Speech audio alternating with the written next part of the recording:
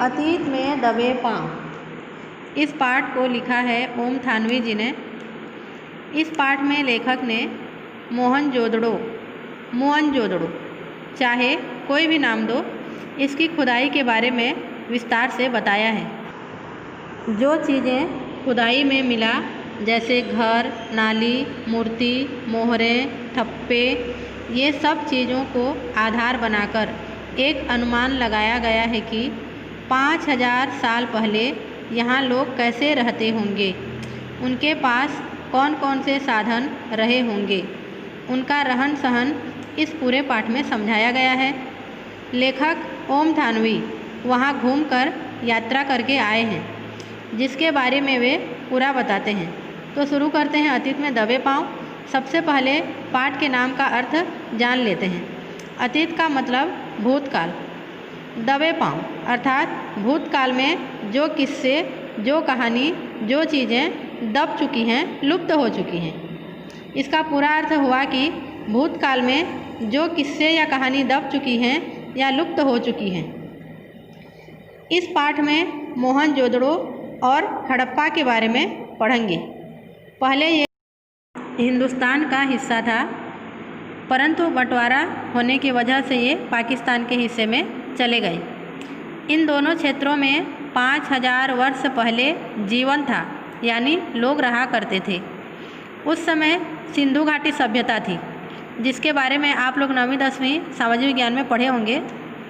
हड़प्पा क्षेत्र में rail line बिछा दी गई, जिसकी वजह से ज़्यादा खुदाई नहीं हो पाई। लेकिन मोहनजोदड़ो की जो खुदाई हुई है वो बहुत विस्तार से की गई। खुदाई के दौरान पता चला कि मोहनजोदड़ो की आबादी लगभग 85,000 के आसपास थी, अर्थात उस समय मोहनजोदड़ो क्षेत्र महानगर हुआ करता था। 25 फुट सबसे ऊंचे चबूतरे पर बौद्ध स्तूप है। यही स्तूप वाले चबूतरे को गढ़ कहते हैं। 26वीं सदी के पहले बनी ईंटों से बना हुआ यह स्तूप है, जहाँ बौद्ध भिक्षुओं के कमरे भी हैं। 1922 में जब राखलदास बनर्जी यहाँ आए थे, इसके आसपास खुदाई होने पर उन्हें पता चला कि यहाँ ईसा पूर्व के निशान हैं। इसी की खोज ने भारत को मिस्र और मेसोपोटामिया अर्थात इराक की प्राचीन सभ्यताओं के समकक्ष ला खड़ा किया। याद रखेंगे, यहाँ मिस्र और मेसोपोटामिया की बात की जा रही है, इसलिए लेखक इनका नाम बता रहे हैं कि मिस्र और मेसोपोटामिया में आज भी वैसे ही लिपि पाए गए हैं जो लेखक के यात्रा के दौरान मोहनजोदड़ो में पाए गए थे। मिस्र और मेसोपोटामिया में आज भी ऐसी ही सभ्यता है जैसी सभ्यता मोहनजोदड़ो में पाई गई थी। अब हम पढ़ते हैं जल संस्कृति के बारे में। लेखक बौद्ध स्तूप के टीले से महाकुंड के विहार की दिशा में जब उतरे तो धरोहर के प्रबंधकों ने इस गली का नाम दैव मार्ग रखा था। माना जाता है कि मोहनजोदड़ो सभ्यता में सामूहिक स्नान किसी अनुष्ठान का अंग होता था। तो सामूहिक स्नान के लिए जो महाकुंड बना हुआ था वह करीब 40 फुट लंबा और 25 फुट चौड़ा है और 7 फुट गहरा है। कुंड में उतरने के लिए सीढ़ियाँ बनी हुई हैं। तीनों तरफ साधुओं के कक्ष बने हुए हैं। कुंड के उत्तर दिशा में 2 पंक्ति में 8 स्नान घर हैं। कुंड की खास बात यह है कि पक्की ईंटों का जमाव हुआ है ताकि कुंड का पानी रिस न सके और बाहर का अशुद्ध पानी कुंड में न आए। इसके लिए कुंड के तल में और दीवारों पर ईंटों के बीच चूने और चिरौरी के गारे का इस्तेमाल हुआ है। पार्श्व की माने अगल बगल की दीवारों पर सफ़ेद डामर का प्रयोग हुआ है। कुंड के पानी के बंदोबस्त के लिए कुआं है। कुंड से पानी को बाहर निकालने के लिए नालियां हैं जो ईंटों से बनी हैं, वह ढकी हैं, माने अनगढ़ पत्थरों से ढकी हुई हैं। यह कुंड के पवित्र या अनुष्ठानिक होने का प्रमाण देता है। मोहनजोदड़ो को जल संस्कृति भी कह सकते हैं, क्योंकि यहाँ पानी की सुरक्षा की व्यवस्था एवं उसका रख रखाव उचित तरीके से किया जाता था। अन्य बात यह भी है जल संस्कृति कहने का, क्योंकि यहाँ सिंधु नदी अर्थात मोहनजोदड़ो सिंधु नदी के किनारे बसे होने के कारण संपूर्ण जल स्रोत, इनका जल का मुख्य स्रोत कुआं था। यहाँ 700 से भी अधिक कुएं पाए गए और कुंड आदि जितने भी बने थे वो भूतल द्वारा नदी से जुड़ी हुई थी। अब हम देखते हैं यहाँ की खेती के बारे में, कृषि के बारे में। इतिहासकार इरफान हबीब के अनुसार यहाँ रबी की फसल जैसे कपास, गेहूँ, जौ, सरसों और चने की उपज के पुख्ता अर्थात ठोस सबूत खुदाई में मिले हैं। यह सभ्यता का तर युग था, तर माने उन्नत युग था। यहाँ ज्वार, बाजरा, रागी, खजूर, खरबूजे और अंगूर भी उगाए जाते थे। कपास के बीज तो नहीं मिले पर सूती कपड़ा मिला, तो सूत की कताई, बुनाई और रंगाई भी यहाँ होती थी। अब हम देखते हैं वास्तुशैली। वास्तुशैली जैसे हमारे घर का स्ट्रक्चर कैसा होना चाहिए, पूजा घर कहाँ होना चाहिए, रसोई घर कहाँ होना चाहिए, हाल कहाँ बनना चाहिए, अर्थात घर का रख रखाव किस प्रकार से किया जाना चाहिए। इसी प्रकार यहाँ की नगर योजना भी एक सुनियोजित वास्तुकला में थी। जैसे सड़कों की उन्नत व्यवस्था, जिसे आजकल के वास्तुकार ग्रिड प्लान कहते हैं। जो ऊंचे इमारत हैं वे गढ़ माने जो बौद्ध स्तूप मिला है गढ़ के पश्चिम में है, जिसमें प्रशासनिक इमारतें, सभा भवन, ज्ञानशाला व कोठार हैं। कामगारों की बस्ती दक्षिण में है। सभी घर एक समान ईंटों के बने थे। ईंटों का आकार 1:2:4 था।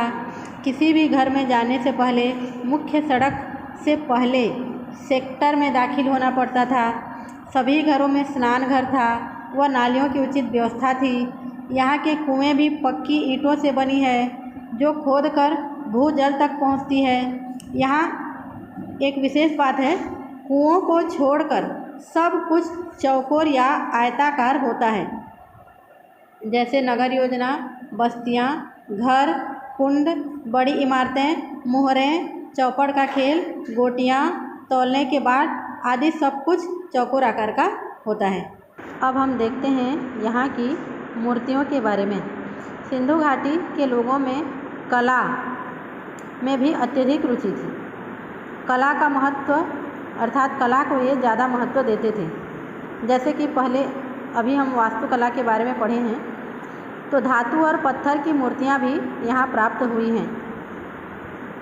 नृत्य करती हुई एक नृत्यांगना की मूर्ति प्राप्त हुई। मृदभांड प्राप्त हुए। मृदभांड माने मिट्टी के बर्तन जिनमें रंग बिरंगे चित्र अंकित किए गए हैं। मनुष्य, वनस्पति, पशु पक्षियों की छवियाँ, सुनिर्मित मोहरें, उन पर बारीकी से उत्कीर्ण आकृतियाँ, खिलौने, आभूषण और सबसे ऊपर सुंदर अक्षरों का लिपि रूप सिंधु सभ्यता को तकनीकी से ज़्यादा कला सिद्ध जाहिर करता है। अर्थात सिंधु घाटी सभ्यता, मोहनजोदड़ो सभ्यता एक कला प्रधान सभ्यता है। इसमें भव्यता की जगह कला की भव्यता दिखाई देती है। आकार की भव्यता की जगह कला की भव्यता अधिक दिखाई देती है। लेखक जब मोहनजोदड़ो की गलियों में यात्रा कर रहे थे तब उन्हें राजस्थान नामक कुलधरा गांव की याद आती है। इसलिए नहीं कि राजस्थान और सिंध गुजरात की दृश्यावली एक सी है, इसलिए क्योंकि कई चीज़ें, राजस्थान की चीज़ें और मोहनजोदड़ो की चीज़ें एक दूसरे से मिलती रहती हैं। जैसे हजारों साल यहाँ का पुराना खेत, ज्वार और बाजरे की खेती, यहाँ की खिड़कियाँ, यहाँ के दरवाजे, ऐसा लगता है कि जैसे यह राजस्थान का गांव अभी अभी बसा है और जैसे कि कल की बात हो। लेखक कहते हैं कि कल की बात हो, लोग निकल गए और वक्त वही का वही रह गया, खंडरों ने उसे थाम लिया।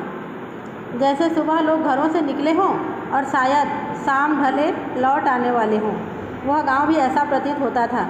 जैसे मोहनजोदड़ो का शहर प्रतीत होता था। इस प्रकार लेखक अपनी यात्रा के दौरान अब अजायब घर में जाते हैं। अजायब घर छोटा ही है, जैसे किसी कस्बाई स्कूल की इमारत। वहाँ सामान भी ज़्यादा नहीं है। वहाँ के मुख्य सामान आज कराची, लाहौर, दिल्ली और लंदन में है। यूँ अकेले मोहनजोदड़ो की खुदाई में निकली पंजीकृत चीज़ों की संख्या 50,000 से ज़्यादा है।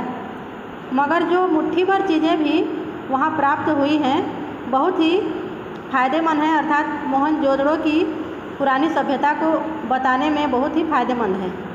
सिंधु घाटी सभ्यता की झलक दिखाने में काफ़ी योगदान देते हैं। जैसे एक काला पड़ गया गेहूँ मिला है, तांबे और कांसे के बर्तन मिले हैं, मुहरे हैं, वाद्य यंत्र हैं, चाक पर बने विशाल मृदभांड हैं और उन पर काले भूरे चित्र अंकित किए हुए हैं, चौपड़ की गोटियां हैं, दिए मिले हैं, माप तौल का पत्थर मिला है, तांबे का आईना, मिट्टी की बैलगाड़ी और दूसरे प्रकार के खिलौने, 2 पाटन वाली चक्की, कंघी, मिट्टी के कंगन, रंग बिरंगे पत्थरों के मनकों माने मोती, पत्थरों के मोती वाले हार और पत्थर के औजार।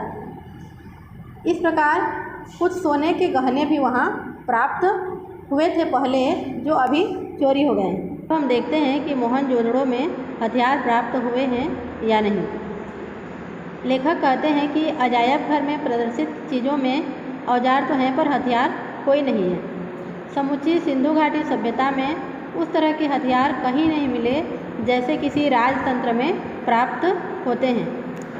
वहाँ अनुशासन जरूर था पर ताकत के बल पर नहीं। वे मानते हैं कि कोई सैन्य सत्ता यहाँ न रही हो, ऐसा लेखक का मानना है। सिंधु सभ्यता ताकत से अनुशासित होने की अपेक्षा समझ से अनुशासित सभ्यता थी, क्योंकि अजायब घर में प्रदर्शित चीज़ों में औजार हैं, कोई हथियार नहीं है। मोहनजोदड़ो हड़प्पा से लेकर हरियाणा तक समूची सिंधु सभ्यता में किसी प्रकार के हथियार नहीं मिले जैसे कि किसी राजतंत्र में होते हैं। जैसे मेसोपोटामिया के इराक में जिस प्रकार हथियार प्राप्त हुए हैं, उस प्रकार के हथियार मोहनजोदड़ो से प्राप्त नहीं हुए। लेखक सोचते हैं कि यह कोई प्रजातंत्र का शासन तो नहीं था जहाँ प्रजा स्वयं अनुशासित थी। यहाँ शासन और सामाजिक प्रबंध में अनुशासन था, वो ताकत के बल पर, सैन्य बल पर नहीं था।